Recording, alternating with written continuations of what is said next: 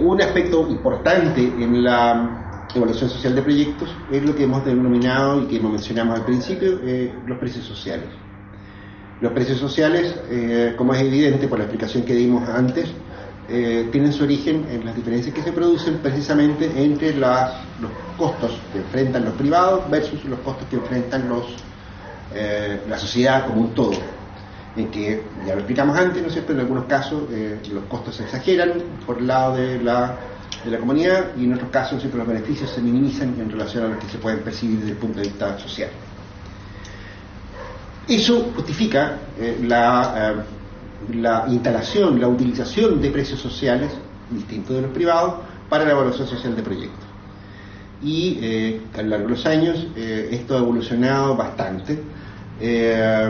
Clásicamente hay tres grandes precios sociales que son muy importantes y que tiene mucho sentido al menos explicarlos. Dos de esos precios son precios cuyas reglas del juego han cambiado mucho en los últimos años, y si bien hoy día se justifica utilizar precios sociales para esos dos casos, en realidad la justificación es bastante menor, en mi opinión. Y en segundo lugar requiere algunos fundamentos macroeconómicos que probablemente fuera del alcance de este curso por ahora. Básicamente me refiero a los precios sociales de la moneda extranjera, la divisa, ¿no es cierto?, o el tipo de cambio como precio social. Y después me voy a referir brevemente a la tasa de descuento como precio social. La tasa de descuento medido como la tasa de interés. En primer lugar hay que advertir, ¿no es cierto?, que se trata de efectos macroeconómicos. En realidad, las primeras versiones de los precios sociales de la moneda extranjera, en este caso, se produjeron en un contexto cambiario completamente distinto al que tenemos hoy día. Las primeras versiones, en realidad, eran referidas a una economía con tipo de cambio fijo. Y evidentemente había muchas razones para sospechar de que puntualmente, circunstancialmente, el tipo de cambio pudiera ser bastante distinto del que se observaba en la moneda. Como todos ustedes saben, un régimen cambiario de tipo fijo significa que el tipo de cambio está fijado por una norma del Banco Central, y en que el Banco Central se compromete con el mercado a comprar toda la cantidad de moneda extranjera que le lleven a ese precio y vender toda la cantidad de moneda extranjera que las personas deseen a ese mismo precio. Es una situación en la que tiene propósitos de política macroeconómica que son bastante justificados, bastante conocidos y bastante útiles, ¿no es cierto?, que sé yo, principalmente el control de la inflación, pero que ha ido evolucionando con el tiempo. Nuestra economía pasó por un régimen de cambio flexible que se conoce, o de flotación sucia, o de fluctuación acotada, en fin, tiene varios nombres, entre los años 85 y el año 99. Este es un régimen cambiario que permitía la libre flotación del tipo de cambio dentro de ciertos márgenes. Un techo y un suelo sobre el cual el Banco Central intervenía, ¿no es cierto?, ya sea comprando dólares si es que el tipo de cambio se iba muy al suelo de la banda, o vendiendo dólares si es que el tipo de cambio hacía que la moneda extranjera estuviera muy cercana al techo de la banda. El régimen de flotación cambiaria sucia, o crowning peg, que se le conoce en la literatura especializada en economía, pretendía darle cierta estabilidad a precios relevantes del intercambio comercial de una economía, es decir, el tipo de cambio real, ¿no es cierto?, y eso permitía una mejor planificación de las personas que intervenían en el comercio internacional. La experiencia de la crisis asiática produjo que la mayor parte de los países del mundo utilizaran un sistema de flotación libre, es decir, en el sistema de flotación libre, ¿no es cierto?, el Banco Central, las autoridades monetarias de un país simplemente se desentienden de la cantidad de dinero que pueda haber en la economía, en el sentido de que no se fijan metas, ¿no es cierto?, respecto del tipo de cambio.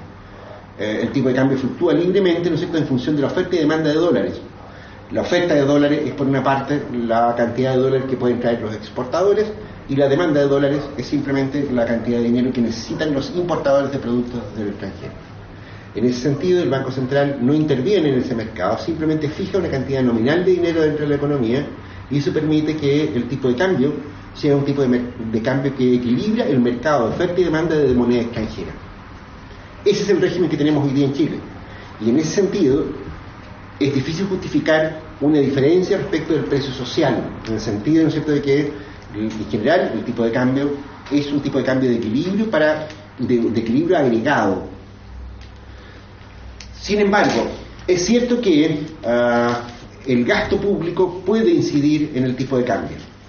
Es decir, un aumento del gasto público, ya sea en inversiones, en personal, en las magnitudes que uno quiera, puede en determinado momento producir fluctuaciones importantes en el tipo de cambio. Es decir, puede incidir en la valoración del dólar, si se quiere, para decirlo en términos bien prácticos.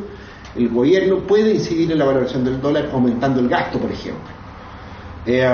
Y si eso es así, ¿no es cierto?, en particular va a tender a apreciar, ¿no es cierto?, la moneda extranjera si es que aumenta el gasto, y va a tender a depreciar la moneda extranjera, ¿no es cierto?, si es que genera superávit fiscal el gobierno chileno.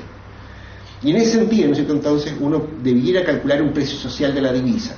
Los cambios, ¿no es cierto?, en la cotización del dólar, ¿no es cierto?, lo hemos visto en el caso del mercado exportador, por ejemplo, produce cambios, ¿no es cierto?, en la asignación interna de recursos.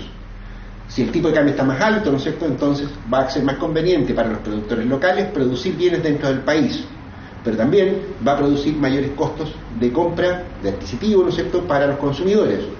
Por tanto, de nuevo tenemos un juego, ¿no es cierto?, de costos y beneficios. Costos, ¿no es cierto?, por el lado de la asignación de recursos, costos también por el lado de la pérdida de excedente del consumidor que eso supone. Lo contrario también.